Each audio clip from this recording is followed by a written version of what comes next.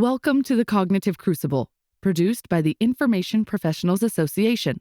Our website is information-professionals.org, where you can find links and information about today's conversation and get access to members-only content. Join John Bicknell and explore all aspects of our generational challenge, cognitive security.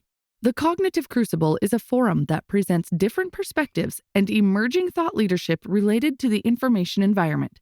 The opinions expressed by guests are their own and do not necessarily reflect the views of or endorsement by the Information Professionals Association. My guest today on the Cognitive Crucible is Major Brian Hamel, who is a space operations officer assigned to the United States Army Special Operations Command at Fort Liberty, North Carolina. Brian Hamel, welcome to the Cognitive Crucible. Thanks, John. I appreciate you having me on. And to our audience, before we begin, just to let everyone know that Brian's opinions are his own and do not reflect the opinions of the United States Army or any government agency for that matter. So the conversation I'd like to have with you today, Brian, will cover your 2023 Army Command and General Staff College thesis entitled Reframing the Special Operations Forces Cyberspace Triad, Special Operations Contribution to Space Warfare. That is a fascinating topic. And before we get into it, however, could we please start by getting your assessment of our strategic landscape, or if you prefer, the times in which we live? No, it's a great question, John. And again, I appreciate you having me on. So when I look at the strategic landscape, certainly not to be a pessimist, but I wonder if we have an advantage anymore. And what I mean by that is the People's Republic of China, the PRC, has this concept called civ-mil fusion. And so for a lot of times, they are able to iterate faster on certain ideas and topics and theories faster than we are. So that kind of coupled with their efforts surrounding industrial espionage, I think has given them a relative advantage in some sectors, particularly in space. And if we look at the amount of mass they're able to field as it relates to the space domain, both kind of terrestrially and on orbit, I think in some cases they're pulling ahead. I'll caveat that and say I think capitalism still gives us a little bit of creative genius, and so in some instances we still have a superior product. But when we look at the quantity that the PRC is able to field, and it's an 80 to 90% replica of what we have, it does give me pause to wonder how far ahead are we, or is there parity? And with that, I look at kind of two different scenarios in our strategic landscape. I know everyone is familiar with a potential forceful reunification of Taiwan in 27, and then I also, like a parallel line of planning that I take into consideration is this global hegemonic game that could kind of come to bear afterwards, right? So I have these two planning scenarios in my mind in terms of a space officers. How do we prepare for Taiwan in less than 2 years? And then, how do we look at maybe playing the long game with the PRC? And I think those are probably two different games in terms of how we look at risk or attribution or imposing cost. And so with that, if we're looking at kind of the 27 scenario, how do we build resilience in our own space architectures, from communications to missile warning systems? How do we make sure our architectures are resilient and redundant? How do we look at our own doctrine and force posture and acquisition to make sure we're ready? And then for the long game, how do we look at our global disposition so we can still compete with the PRC?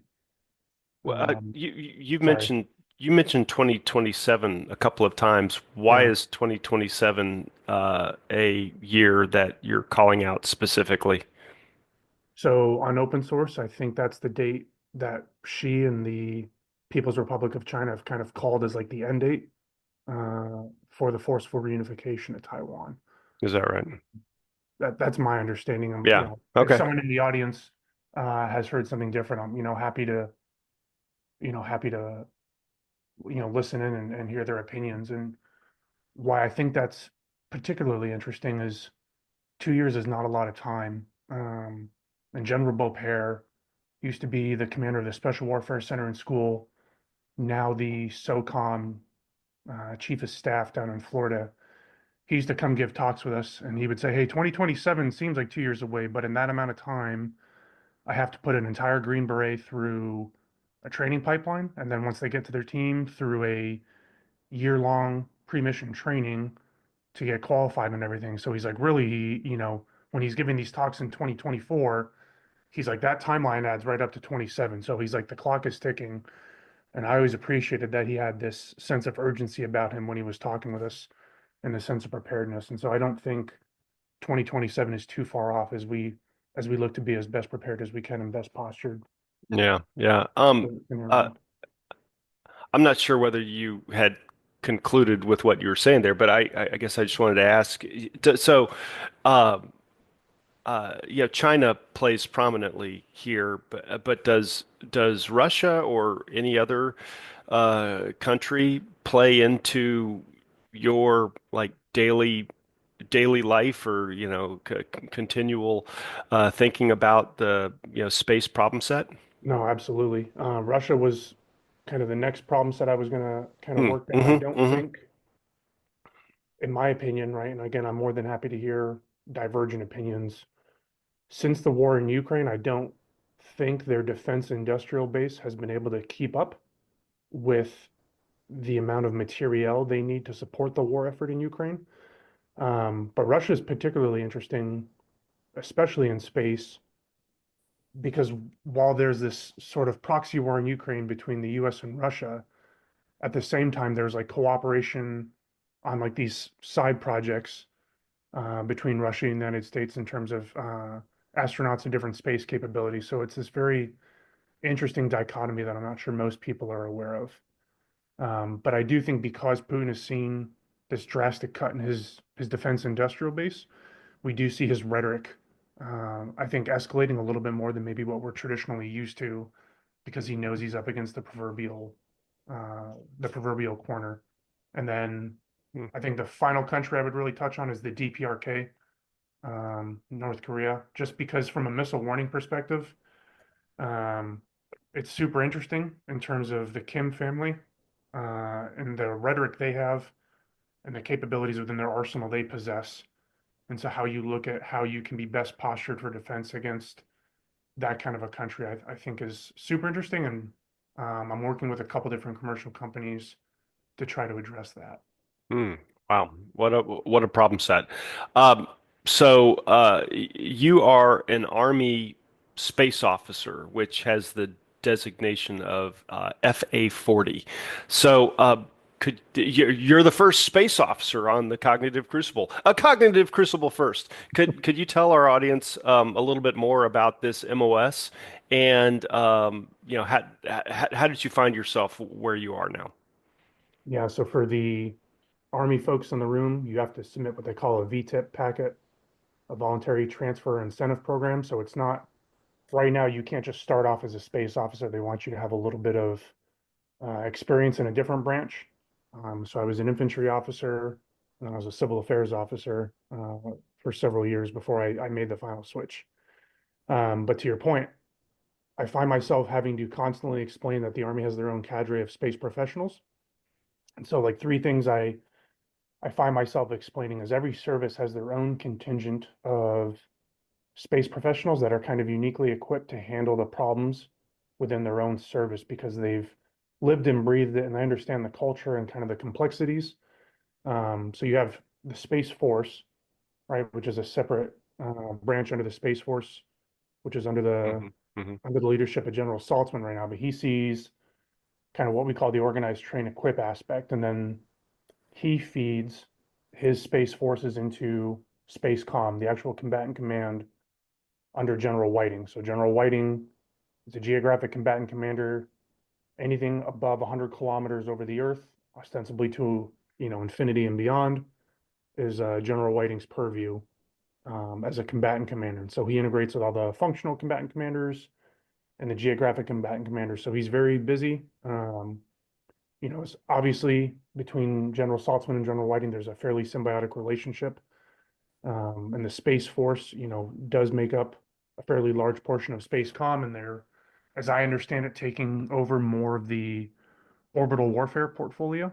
within Spacecom, and then leaving kind of that terrestrial transition, back to what the Navy calls MSOs, Maritime Space Officers, or in the Army's case, the FA-40 community for functional area.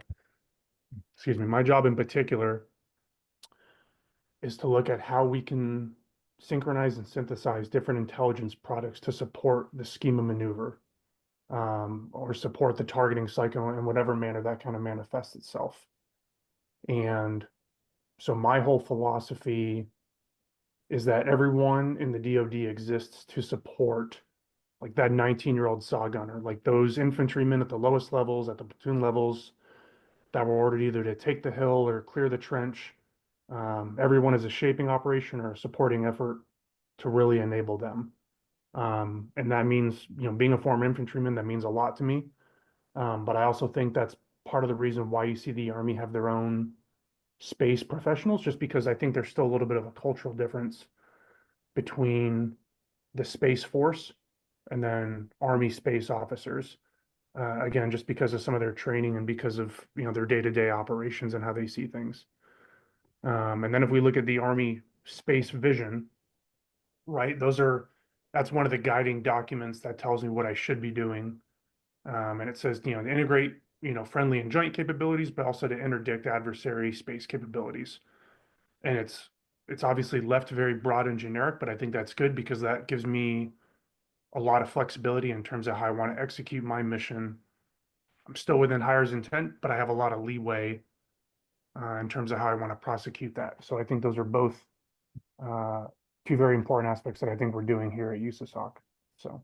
Wow. Okay. That's a lot of stuff. So is there well, two questions. First, my understanding is that the Army um, has a renewed is not the right word, but has really put a emphasis on space domain awareness and I guess contributing to the space domain awareness solution set, right? So it's not just a Air Force or Space Force problem of developing and maintaining space domain awareness. It's it's a joint problem, right? So one, could you talk about that? And two, um, what elements of Spacecom or of the Space Force do you and your colleagues tend to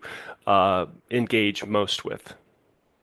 Mm, those are two good questions. So I think for the space domain awareness, I think the reason we're contributing is senior Army space leaders realize this is a joint and coalition problem. Hmm. So you have to kind of pay in a little bit to get that product on the back end, and it doesn't help to have kind of the service parochialism where everyone's trying to do their own thing. You need a really joint solution for that. And then your second question surrounding Spacecom is which Yeah, parties or that's which right. Yeah. portions of Spacecom that I contribute with the most. Yeah. Or do you interact with the most, I guess? Yeah, so there's a special operations integration branch at Spacecom, and they're usually my touch point for a lot of things. And then they recently stood up a J59X and a J3X. And so looking at how you integrate sensitive activities and other soft core activities with those two equities to make sure we're synchronized from the orbital segment of space all the way down to the terrestrial. Mm. And then I kind of wanted to go back and look at the second part of your question was Hmm. why I decided to switch jobs. And Sure. Yeah. I like to tell people this story because I've told it to General Braga, the USASOC commander. So early 2022, him and General Fenton, the current SOCOM commander, but then JSOC commander at the time, called a big planning event, and they had a bunch of different representatives from the interagency, the intelligence community. They brought us into this building, and we knew something was going to happen with Ukraine. We weren't quite sure what. Um, but they put us, I was a Southcom oriented civil affairs soldier at the time. And so they're like, well, you're going to go into this global OPT, this operational planning team. And so I'm sitting around with a bunch of other people that don't solely focus on UCOM and their daily job. And the leader says, okay, hey, we're going to split up by domains, expertise. I was like, okay, well, that's a great idea. And they get to space, and I look around, and like nobody raises their hand in terms of who to volunteer for like Mm. leading this effort. Hmm. And I'm kind of peering around, and I raise my hand timidly, and I was like, I have 9 days of space education. I was like, but if you want to put a 3-star initiative behind that, I'm here for it. Um, and they're like, well, that's 9.5 more days of space education than anyone else in the audience. So Mm. you're up. Unfortunately, there were some other people there to help me out that were on the sidelines, but I remember trying to pitch these ideas to then Major General Engel and General Braga, and they weren't quite what they were looking for, right? But they were kind enough to kind of steer me in and vector me in terms of what they were looking for. And I tell General Braga that story whenever I get to see him, because it's like, hey, sir, like you could have, screamed and yelled or whatever else, but instead, in a VTC with 500 people, like you chose to coach, teach, and mentor. Hmm. Um, Hmm. but there was only one space professional in the building that day, despite the several hundred people in the building. And I was like, well, never again do I want, the USASOC commander, the first SFC commander, to be that under equipped with expertise for the space domain. And so I naively decided that day that perhaps I could uh, help out in that capacity. And so I put in my VTIP less than a year later. And you said that was the 2022 timeframe? Yeah, right before the invasion, Yeah. Russia's invasion of Ukraine. Right, right. And then not too much longer after that, you found yourself at the Army Command and General Staff College, I think, probably, which is where you wrote your thesis that we're going to be talking about here in a few minutes. Does that sound about right? That's correct. So after that planning conference, I left early. I left about in April to go to the Red Team Leader course, which really focuses on metacognition. So thinking about how you think.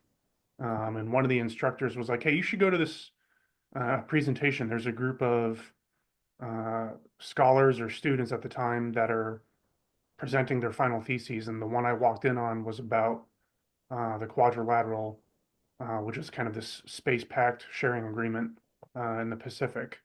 And I started asking a bunch of questions, and this gentleman came up to me afterwards. It turns out it was Colonel retired Pete M, and he's the chair for the program. And we hit it off, and I put my name in the ring 4 or 5 months later, and was fortunate enough to be accepted. So, Yeah, yeah. All right. So I'd like to start getting into your thesis. And yeah, but by the way, to our audience, Brian has kindly provided a whole bunch of different references related to, space and strategy in the space domain. So for those of y'all who are interested in this problem set, please be sure to check out the show notes for a whole bunch of different reading materials, including Brian's thesis from 2023. So the triad concept, what is this? Please give our audience an introduction and why does it matter and why should people be familiar with this concept? no, thanks, John. So I think it's kind of this resurgence of hyper enabling soft special operations forces, cyberspace forces, and then space forces along the competition continuum, but I think particularly in competition because it's an interesting way to mitigate risk and manage attribution while imposing cost. And that's really what I think policymakers are looking for in terms of ways to compete with predominantly the PRC in Russia. And so there's this symbiotic relationship, right? And initially started as Army service components, right? So the Army service component for special operations, cyberspace, and space, right? So Lieutenant General Braga, Lieutenant General Maria Barrett, and then it started off with Lieutenant General Dan Karbler, and now it's Sean Gainey. Um, and so the idea was, well, how do we work better together? And I almost imagine what I think would be a triple helix, Hmm. um, working together along certain lines of effort. And I have some people some of my peers will call me intermittently and they're like, hey, I need a triad point of contact or a triad SME. And I'm like, no, like there is no triad line of effort, right? There's space, cyber, and software means there are ways you accomplish a particular line of effort, but there is no like triad line of effort, right? So if you have a goal in mind, counter PRC, insert whatever warfighting function, space, cyber, and software ways to impose cost against that mechanism to achieve a set of desired conditions. Um, but the initial drawback with the triad and something that we've been working now for 18 months or so is because it was an Army service component, like Army soft, Army cyber, Army space is not everywhere all the time, right? So eventually you have to look at how are you going to scale this initiative at the joint level between, Cybercom, Spacecom, SOCOM, and then General Fenton, the SOCOM commander, is included STRATCOM as well, right? Just because of the missile warning, excuse me, um, and some of the other aspects that he finds fundamental. But I think General Braga really came about with this concept, or at least revitalized it in late 2021. And it was really just looking at kind of a different way that we can compete against our adversaries. And so you look at, space supporting cyber and soft through, navigation, communication, to your point, space situational awareness, and then cyber supporting soft by enabling offensive and defensive operations. And then soft is supporting space and cyber by targeting the physical infrastructure or gaining access to adversary networks. And so you'll hear the tagline access and placement, or A&P, is what soft provides, right? So getting close to a target and then enabling whatever operators or technological advances on the back end of that to gain access to a network. So Yeah, and all of that, or a lot of that, falls under what I've heard you say several times, imposing costs. And imposing costs is kind of a big concept, or not a big concept. It's you can creatively impose cost a number of different ways, and the triad is a vehicle, I suppose, for furthering that agenda, and just, I guess, making it harder for adversaries to pursue their goals, or like perhaps conversely, making it easier for the blue team to pursue its goals. right. And what I really like about the triad is when we talk about imposing costs, it doesn't have to be immediate, right? Mm, You're talking hmm. about building mechanisms that can be executed in crisis as flexible deterrence options or flexible response options. And what one of the things we're really wrestling with is when we look at integrating these three aspects of warfighting along with the interagency, sometimes those FTOs and FROs take years to build. And so if you recall kind of our earlier discussion about, I'm sorry, Brian. What's an FDO and FRO? so a flexible deterrence option or a flexible response option. Okay, Um, and I don't have the definitions pulled up in front of me, but think of ways sure. that the joint staff would have to kind of de-escalate situations or impose cost on an adversary to kind of reevaluate, make them reevaluate their decision calculus. Um, Mm. but the reason I bring that up is because sometimes those FDOs and FROs take years to build. And so when we talk about imposing cost and that 2027 timeline right in front of us, there's always kind of a sense of urgency when we're briefing senior leaders of, yes, I understand this will take 2 or 3 years, but by that time, 2027 will be upon us, and those mechanisms need to be ready to be built and execute and real. So if something does happen, senior leaders have executable options on their proverbial placemat in front of them that they can actually execute. Mm. Right. You were describing a moment ago how it seems that uh, within the Army, the triad concept is it seems like you're playing a little bit of like an educational role within the Army to try to say, no, no, no, the triad is not a weapon. It's more of a concept, or a employment concept. What was it that you were saying just a moment ago? You get phone calls from people, and they're saying like, hey, can I get a space triad on this? And you're like, no, no, Yeah, no, they want a triad point of contact or that's a that's what triad it is. expert. That's what. Yeah, yeah. Okay. Yeah. And There you go. So mm, mm, you're kind of doing some market education, like in internal consulting, I suppose, on what this concept is and how it can be employed. So how. I mean, this must represent a bit of a departure from typical military strategy and doctrine. So, uh, how do you look at this as, reflecting the evolving nature of warfare in the 21st century? yeah, so I'll probably get maybe in a little bit of hot water for this one, but a lot of Okay. Army Yeah. senior leaders are focused on what they call LISCO, large scale combat operations. Hmm. And when we look at the current operational environment, I think across the board, we're not doing as well as we can in competition because it's more of an, for the Chinese, they call it unrestricted warfare and three warfares, but the US, I think the closest term is probably a regular warfare. Hmm. And so senior leaders are focusing on, large scale combat, but our adversaries are using irregular warfare against us to gain relative advantage in competition. And so what I try to tell people, and like the best analogy I can come up with is like some sort of like sports or mixed martial arts analogy where, China is a practitioner of Muay Thai. So they want to stand up and strike and use elbows and knees and kicks and punches. And the US is a grappler, and the US is constantly trying to force China to the ground.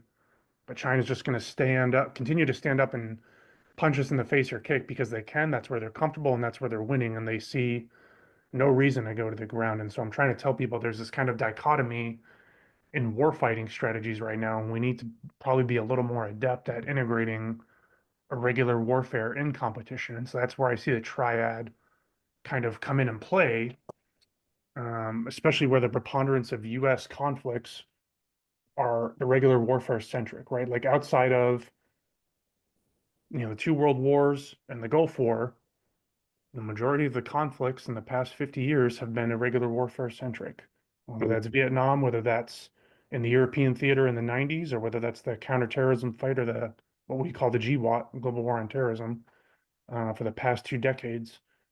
And Ukraine is actually a really interesting example of this because I think we see both, right? We see the importance of tanks and air defense artillery, but we also see the importance of space, cyber, and SOF providing those technological relative advantages to the Ukrainians that can iterate super fast. Yeah. So it's also highlighting maybe some chinks in our own armor in terms of, hey, does our acquisition timeline work as fast as it needs to? Does it work as fast as the Ukrainians who can iterate on drone technology and then can refield something in a few hours? Does our space sector work as fast as it can? Um, with the commercial sector aside, right? Like what Elon was able to do with Starlink is an anomaly. But in terms of the DoD side of space, like can that maneuver as fast as it needs to? Can the cyber aspects? So I think those are all like really interesting questions that senior leaders and the planners at the mid level are still really wrestling with. Mm. Right, right. So you're part of Army Special Operations Command. So, can you talk a little bit more specifically about the role of SOF? I mean, SOF is one of the legs of the stool, or the part of the triad. But where does SOF come into this? How does SOF's unique skills and capabilities, uh, how can that be brought to bear into this problem set? No, that's a great question. And it's one of my favorite things to talk about. And I'm sure it seems readily apparent once I say it, but it took me, 18 months to kind of figure it out. When you look at the space domain, it's in doctrine divided up into three different segments. There's an orbital segment. So think of everything, 100 kilometers and up. There's a link segment. So imagine the data transmission, the ones and zeros being passed between what's on orbit and the ground. And then you have a terrestrial segment. Um, right. So everything, the terrestrial infrastructure, the ground stations, the software, hardware on those, the people working there, and the people is what I really started to focus in on. So if you consider that SOF, Special Operations Forces, are supposed to be experts in the human domain, working by, with, and through partners or an indigenous force, then it becomes extremely interesting when you reframe space warfare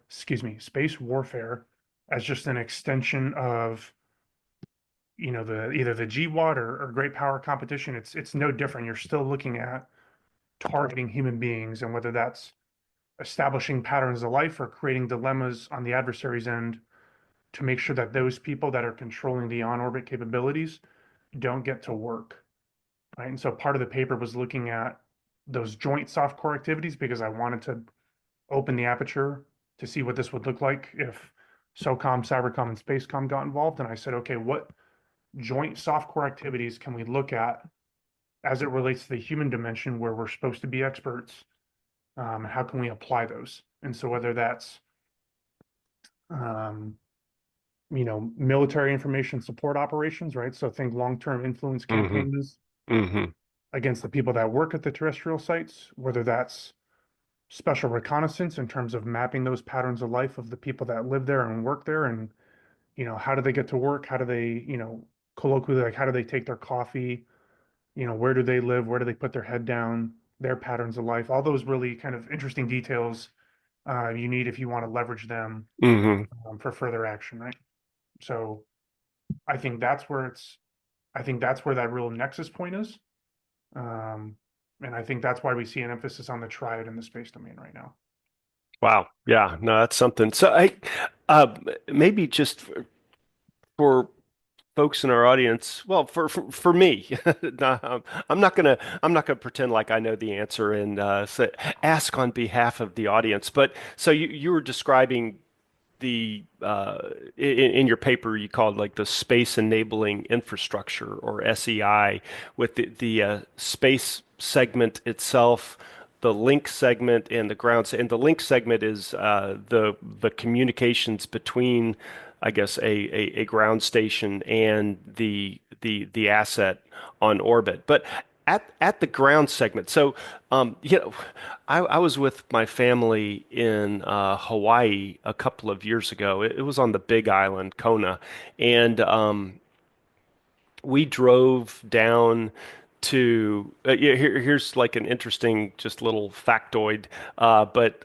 Kona, the Big Island of Hawaii, is the southernmost point in the United States, for the 50 states, that is. So the very tip of the Big Island is the geographic southernmost point. And we drove down to that southernmost point. There's a nice park down there and everything. It's kind of cool. But right there as well, there is a ground station, this big radar dish. I forget the name of the ground station, but so presumably these maybe you could just give us a quick 101. These ground stations are located globally, right? And so these are the locations where governments and commercial organizations communicate with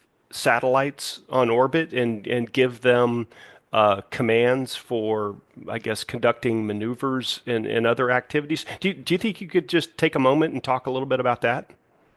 No, of course. I think that's a great question. And so, the US, the PRC, Russia, we all have what we call SEI, space enabling infrastructure around the world, because that allows faster data flow back and forth. And so, to your point earlier about like space domain awareness, right? If you have ground stations that are looking at everything on orbit that are in the southern hemisphere or the western hemisphere, then you can get more of that complete picture, and that'll feed other systems that'll enable the space domain, which I think is kind of a little bit outside of our discussion. But Hmm. Hmm. um, and you also talked about the link segment. So typically, it's from an object on orbit down to the terrestrial site, but there is also link segments on orbit, right? So think satellite to satellite communications Mm. as well, which I didn't admittedly talk about in my paper, but as I've kind of grown and learned a little bit more, like that's also an important part. And then for SEI, like that was something I needed to define or at least take a whack at it. Um, and a lot of people will say who read the term, it's, 6 or 7 lines in the paper, but I left it broad because I was trying to give kind of the largest aperture for it. Because in my mind, what a soft operator might encounter in Ukraine may not be what they encounter in Africa, vice South America. And so they kind of, if they have the largest picture, then they can kind of zoom in on what they need to at a time and venue appropriate for them. But like for instance, the PRC has maritime vessels that Mm, contribute to their space architecture. And so mm, like I forgot to put that in there, but as I continue reading, um, like should you add maritime vessels in SEI? Somebody made an astute observation, like should you consider the defense industrial base of that particular country portions of their SEI if it's producing niche components, um, mm. of the satellite or of the ground station or, specialized computer chips or whatever it may be. And that really gets after what you were talking about in terms of soft's role in space warfare. Excuse me. When we look at the human dimension, yes, it's patterns of life. Yes, it's how those people, get to and go from work. But then it's also looking at the underlying financial systems and the logistics networks and everything that makes kind of a person, so to speak. Yeah, Uh, all those different human aspects then can kind of feed the targeting cycle for SOCOM, SpaceCom, Cybercom in terms of how they want to prosecute that operation. So I think that's right. probably the uniquely human aspect.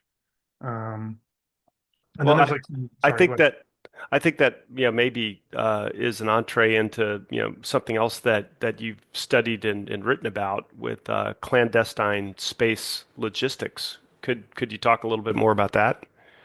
Yeah, so the second year at Leavenworth, I went to the School of Advanced Military Studies, and I was trying to think,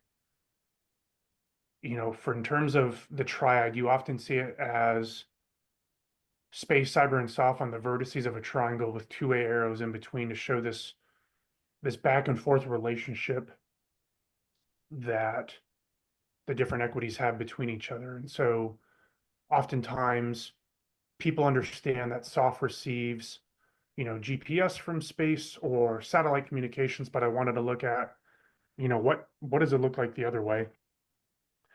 And so for the initial thesis that you and I were talking about is, well, what does soft give back to space? And then for my second year, I wanted to kind of take a different lens and like, is there something else the soft community can pull from the space domain? Mm, And so I remember watching, it's in one of the Avengers movies, and then it's in like the Hunger Games. There's points in the movie where like the protagonist is getting these like small shipments, either from space or from the air. And so I was thinking the Army has this platform called JPADS, Joint Precision Aerial Delivery System. And it's a parachute with a GPS on it, right? We were using them in Afghanistan, but ostensibly you can drop it out of a plane and the GPS will pull the strings on the parachute and it'll land within, like a football field of where you yeah. had plugged in the coordinates. Hmm.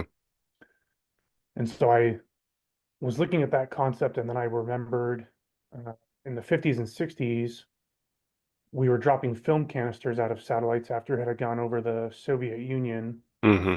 And we were catching them midair by plane. And I was like, well, what if we took both those concepts and we merged them? And so you had a payload from low Earth orbit, um, basically go through the ionosphere and then have a parachute deploy. And then like with a parachute, it gets to within like a football Hmm. field.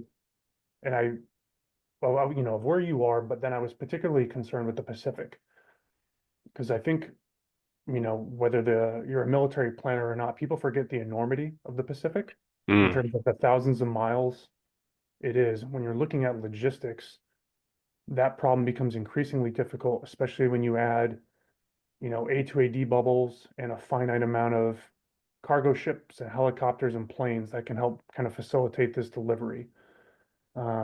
And so there was kind of two lines of thinking was, can you scale this to make it very small niche items hmm. for guys that are doing clandestine missions, or can you scale it to something bigger for the joint force where the adversary knows where you're at. So if you have a parachute come in, like, yes, that would give away your position, but the adversary already knows where you're at. They just can't reach you for whatever reason. And so for the clandestine portion, I was like, well, could you just have it drop from space and no parachute and it just lawn darts into the ground or it goes into the water and then they retrieve it like a cachet? And then I think the most like science fiction portion of it was could you have the object that falls through the ionosphere like change into some sort of like unmanned underwater vehicle once it hits the water Mm. and swim upstream to where the operators are, so they don't have to go down and retrieve it. It can kind of come to them all while being, relatively quiet. Because the interesting, to your point about space domain awareness and missile architecture, there's a looming question of how are those sensors calibrated and geared to where if you had a pod drop off of a satellite that was delivering blood, money, weapons, or a niche portion of Hmm. equipment, Hmm. would the SDA architecture and missile warning systems pick that up and give it away right away? And that's kind of like the looming question. So I know there's a commercial company, Sierra Space, that's actively working on the problem set. But I thought that'd be an interesting way to communicate what John Klein calls celestial lines of communication, right? So I think it's important whenever you have your vernacular, when you're talking to senior leaders, you put it in terms that they can understand. And so most ground force maneuver commanders understand ground lines of communication, sea lines of communication, but most of them have not considered how they can harness the space domain from a material standpoint. They Mm. understand data flows back and forth, but if I were off Right. base, sir, I can also get you X equipment at this time. Um, I think Mm. that kind of paints a new perspective in terms of battlefield geometry. Yeah, it does. And as the cost per kilogram of, getting stuff into space goes down, those kinds of supply lines become increasingly more attractive, I would think, or more flexible in terms of what can be delivered. No, absolutely. Yeah. And Elon Musk has, done nothing short of revolutionizing the space industry writ large. Hmm. Um, and so I'm very curious, and I know the rest of us are as well, of, you know, how his technological advancements at SpaceX are going to continue to revolutionize Hmm. the possibilities of manifesting celestial lines of communication into, how we develop these schemes of maneuver. Yeah, yeah, no kidding. Um, uh, wow. Yeah, no, that's a uh, boggles the mind. Yeah, one of the things that uh, I haven't talked about this in a while on the podcast, but uh, uh, one of the themes that I revisit occasionally is the theme of complexity and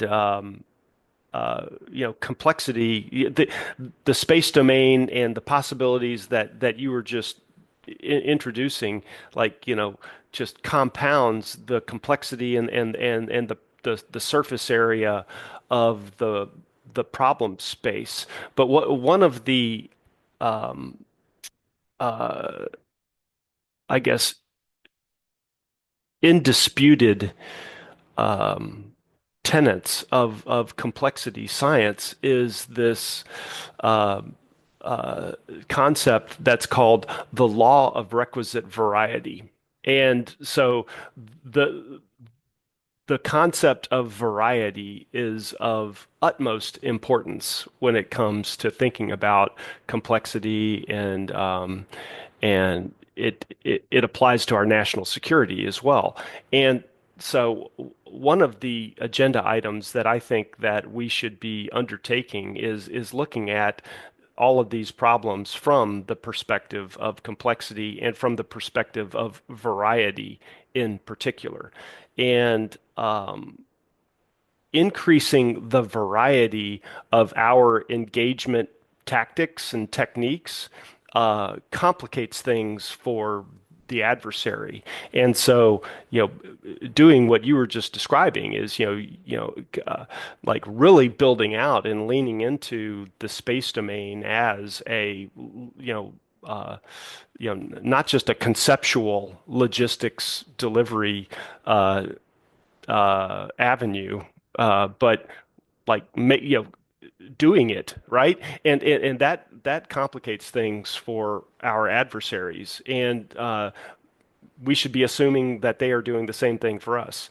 And but the law of requisite variety, what it says is that systems or organisms or societies or militaries or companies or people, um, the more complex an environment gets, or the greater variety of activities that are present within an environment, it makes it harder and harder and harder for organizations to orient on what's going on, for situational awareness, but also dealing with the various different attack vectors or the various different engagement vectors. And it gets even more complicated when you start thinking about like hierarchical engagement. So like a platoon level engagement versus battalion versus corps level engagement versus nation state geopolitical engagements. All of those can have different varieties of things that are coming online.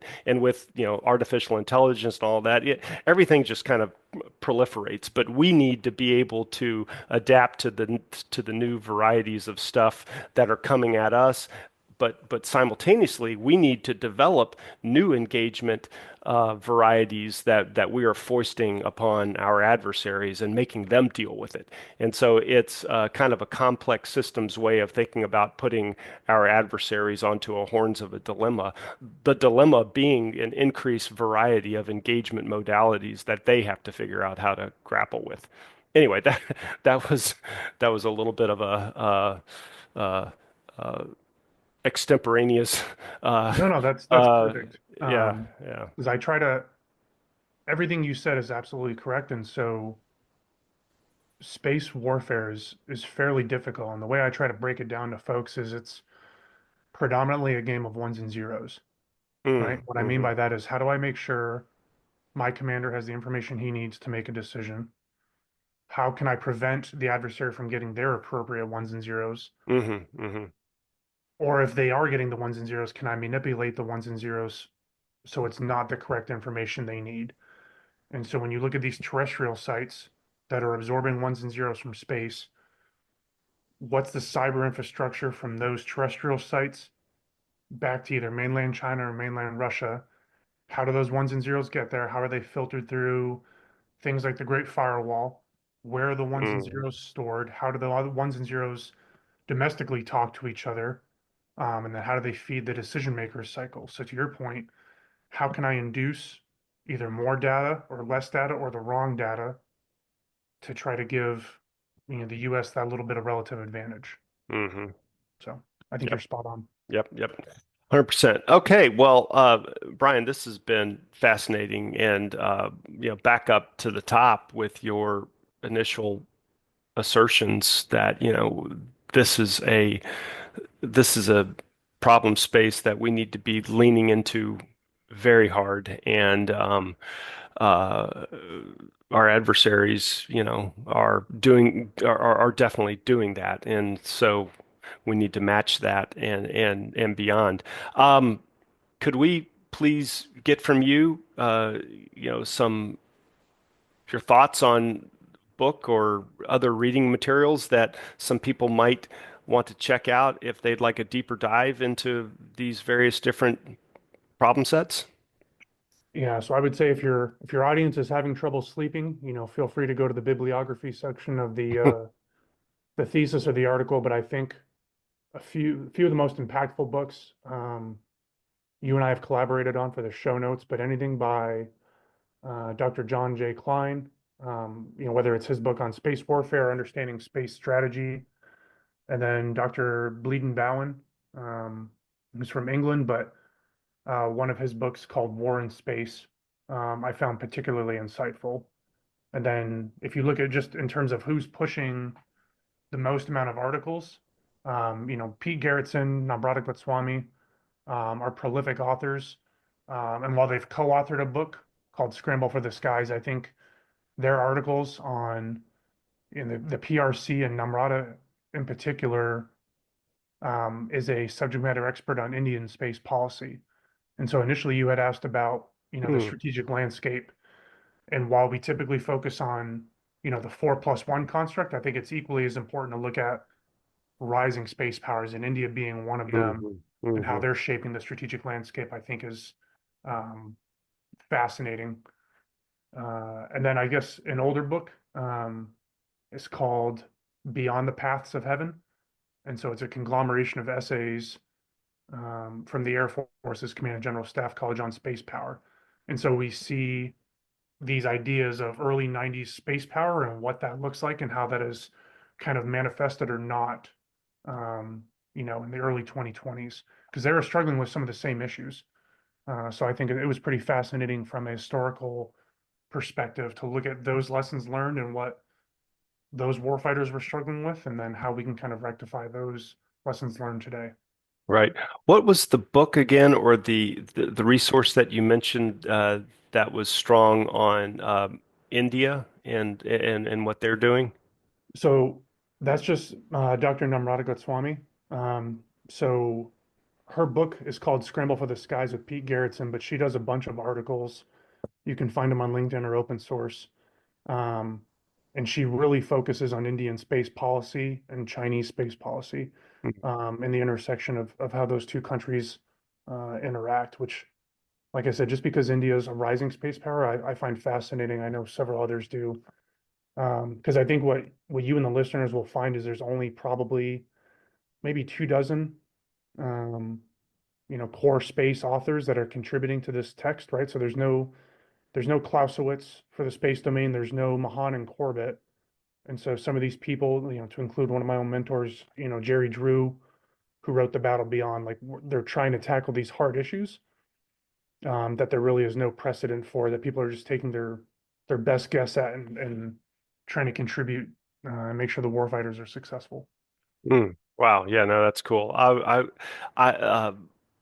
It's been on my to-do list for far too long, and I need to go ahead and just get it going here, is to have a guest on who can talk more about India and probably do like a series on India as you said, a rising power and the most populous country on earth now.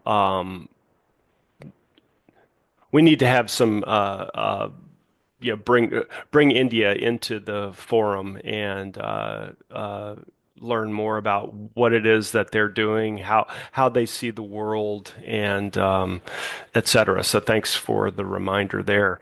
Wow. So Brian Hamel, thank you so much for what you and your colleagues are doing in this important domain, and looking forward to staying in touch. And with that, Brian Hamel, thank you so much for being a guest on the Cognitive Crucible. Sir, I appreciate your time, and if I can take 1 minute just to give some thank yous. Lieutenant General Braga, the USASOC commander, Yeah. uh, Lieutenant General Barrett, the R Cyber commander, and Lieutenant General Sean Gainey, the commander of Army Space and Missile Defense Command. Um, Colonel Don Brooks and Pete Atkinson, both senior prominent Army space leaders, and then uh, Colonel retired Pete M. and Dan Crawford, who chaired the Information Advantage Scholars Program, and then particularly, Colonel Jerry Drew and Colonel retired Tom Goldner, who are my thesis advisors, really helped me bring this project out. So I appreciate all of them and just wanted to acknowledge them. Yep. Yep. Dynamite. Thank you, Brian. All right, sir. Take care.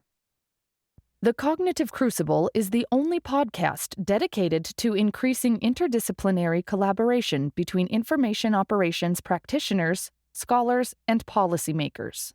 To find out more about the Information Professionals Association, visit us at information-professionals.org. Please support our podcast by giving us a 5-star rating and leaving a review.